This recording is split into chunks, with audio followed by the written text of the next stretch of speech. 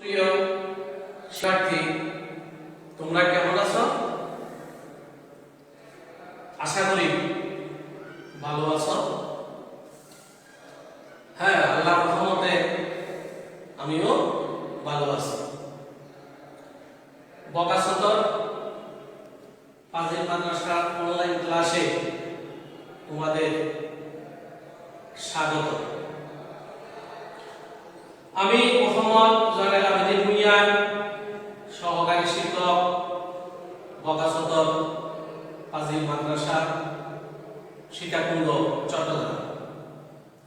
সুপ্রিয় শিক্ষার্থীবৃন্দ, তোমরা নিশ্চয় বই, খাতা, কলম নিয়ে বসেছ। তো শিক্ষার্থী বন্ধুরা, তোমরা তোমাদের পাঠ্য বই বন্ধ করে দাও। আমি কি বলছি তোমরা মনোযোগ দিয়ে শোনার চেষ্টা করো।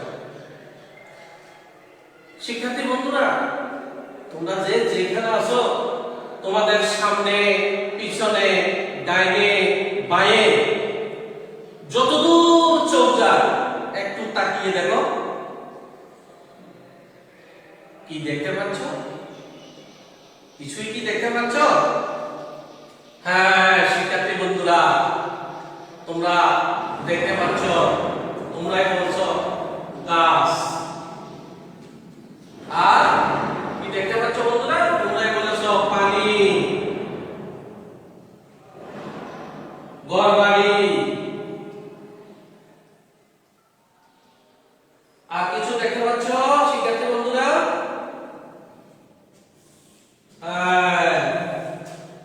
দালান,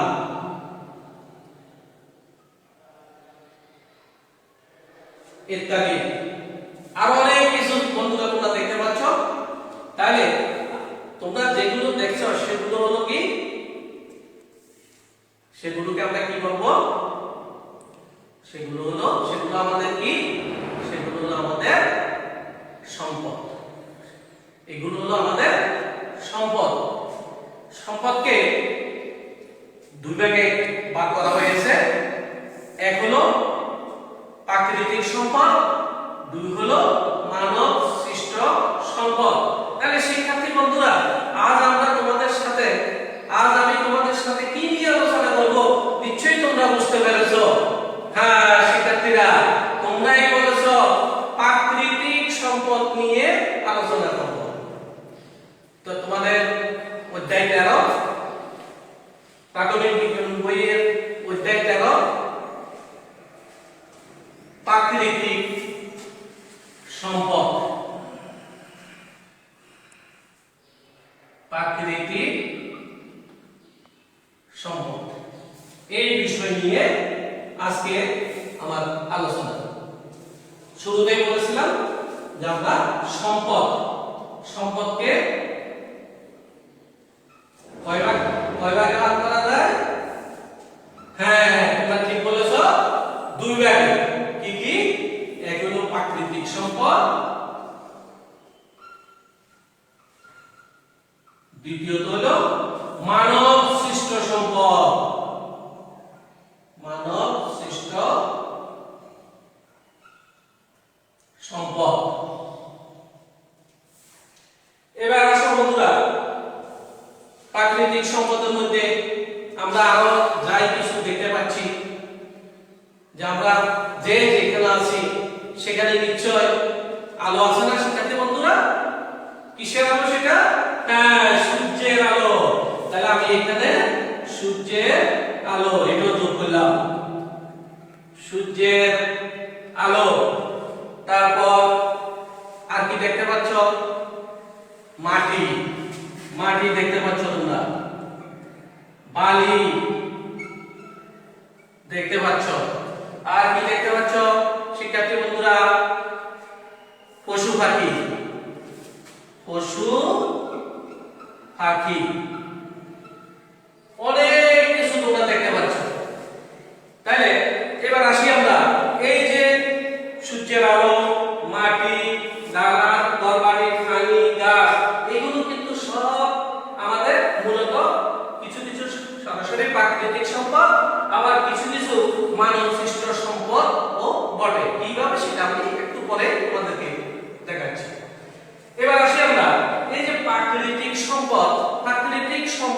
কাকে বলে?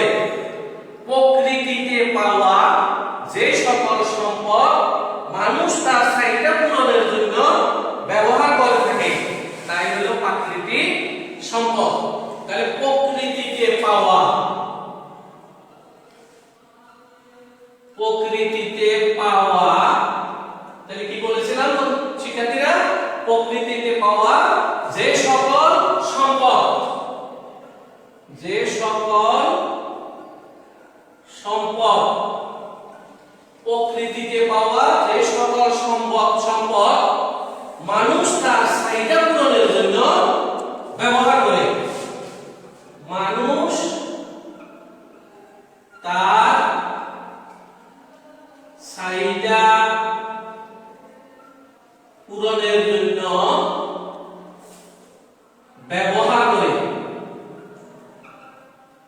তা হলো প্রাকৃতিক সম্পদ।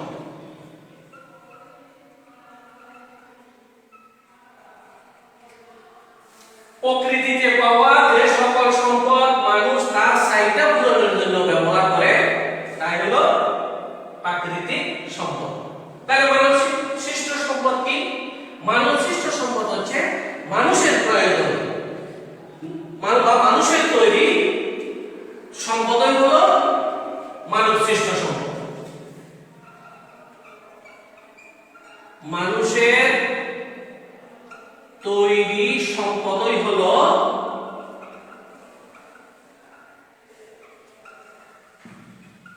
মানব সৃষ্ট সম্পদ। সকল মানব সৃষ্ট সম্পদ হলো প্রাকৃতিক সম্পদ, কারণ মানুষ যা তৈরি করে প্রাকৃতিক সম্পদ ব্যবহার করে তা তৈরি করে। যেমন তোমরা এখানে বলেছ সূর্যের আলো, সূর্যের আলো আমরা সরাসরি পাই, এটা আমাদের অত্যন্ত গুরুত্বপূর্ণ একটি প্রাকৃতিক সম্পদ। কিন্তু সূর্যের আলো ব্যবহার করে, সূর্যের আলো ব্যবহার করে সৌর প্যানেল, শিক্ষার্থীরা তোমরা তোমাদের বাড়িতে আশেপাশে দেখো অনেকে সৌর প্যানেল ব্যবহার করে, যখন বিদ্যুৎ থাকে না তখন সৌর প্যানেল ব্যবহার করে বিদ্যুতের কাজ চালিয়ে নেয়। তাহলে এই যে সৌর প্যানেল এটা হলো মানব সৃষ্ট সম্পদ। এটা মানুষ তৈরি করেছে। কোথেকে তৈরি করেছে? প্রাকৃতিক সম্পদ ব্যবহার করে তৈরি করেছে। এই জন্য বলেছি মানব সৃষ্ট সম্পদও প্রাকৃতিক সম্পদের অংশ। তো শিক্ষার্থী বন্ধুরা, আমরা এবার একটা তালিকা দেখব।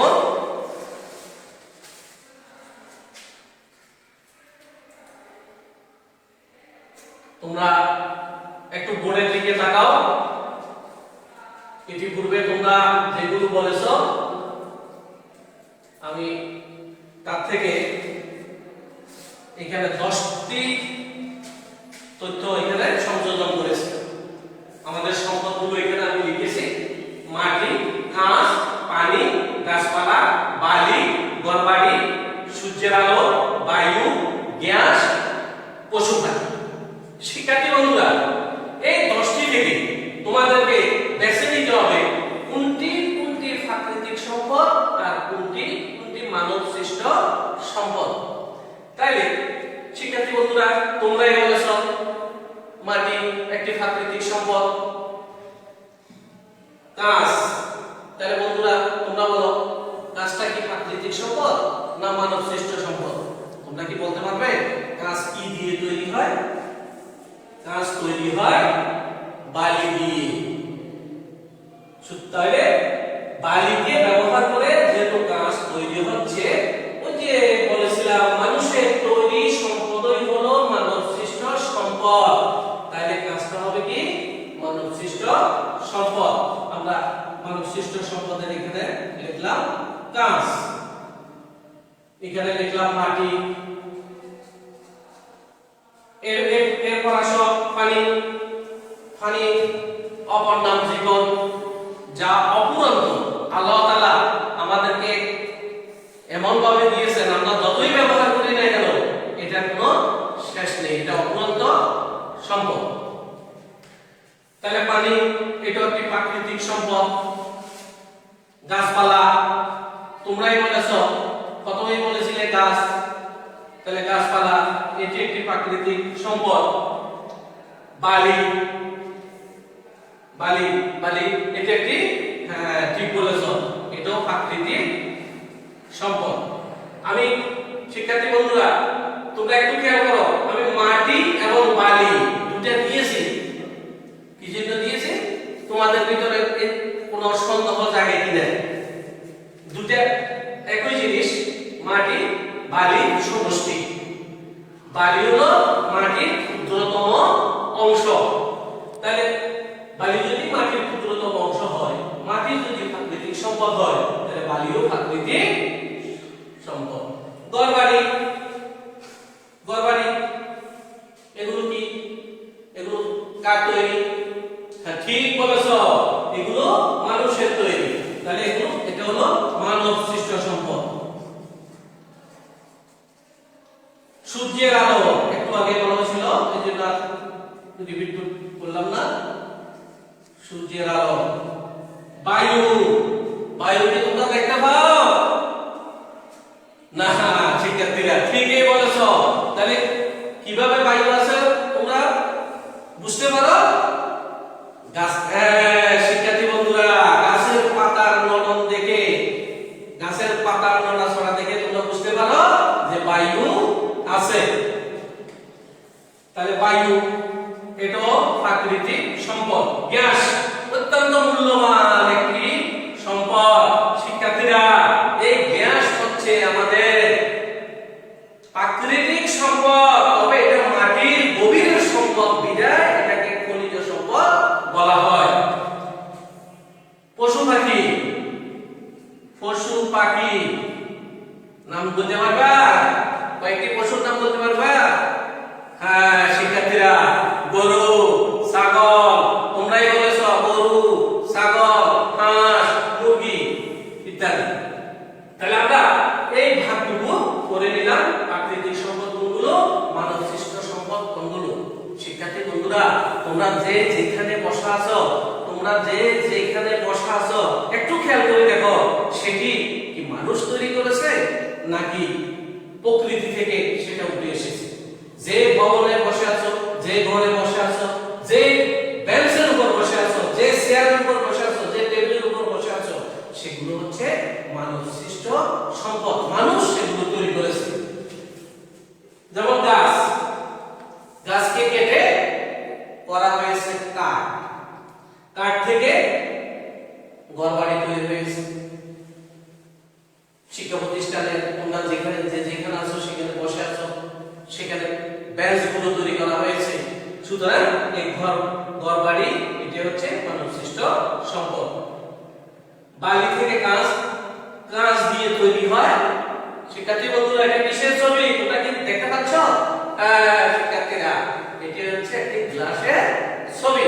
তাহলে গ্লাস, এই গ্লাসটা হলো বালি, বালি দিয়ে তৈরি করা হয়েছিল কাঁচ, কাঁচ দিয়ে তৈরি করা হয়েছিল গ্লাস। তাহলে গ্লাসটা হলো মানব সৃষ্ট সম্পদ। শিক্ষার্থী বন্ধুরা মানব সৃষ্ট সম্পদ এবং প্রাকৃতিক সম্পদ আমরা দুইটা জিনিস জানলাম। তোমরা এখান থেকে তোমাদেরকে যদি বলা হয় আরো হাজারো তথ্য তোমরা আমাকে দিতে পারবে, আমি বুঝতে পেরেছি তোমরা বিষয়টা বুঝেছো। একটা কথা মনে রাখবে, কিছু অফুরন্ত সম্পদ আমাদের আছে, সেগুলো আমরা যথাযথ ব্যবহার করব। যেমন প্রাকৃতিক গ্যাস, গ্যাসের চুলা জ্বালিয়ে রাখবো না,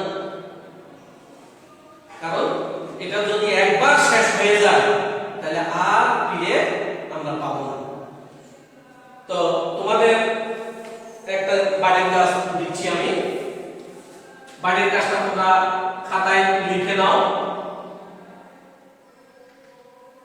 বাড়ির কাজটা খাতায় লিখে নাও।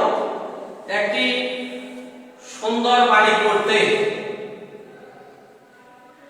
একটি সুন্দর বাড়ি করতে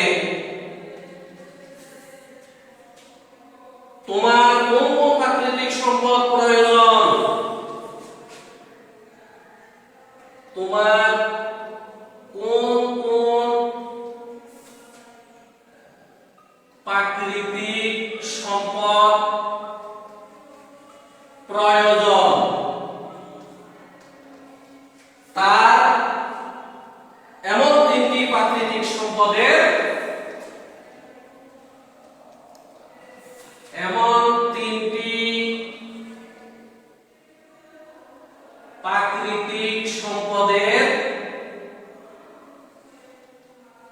নাম লিখবে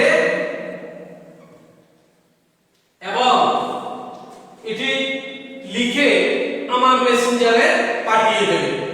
তো শিক্ষার্থী বন্ধুরা, আজ এই পর্যন্ত। তোমরা সবাই ভালো থেকো, সুস্থ থেকো, ঘরে থেকো, এই কামনায়।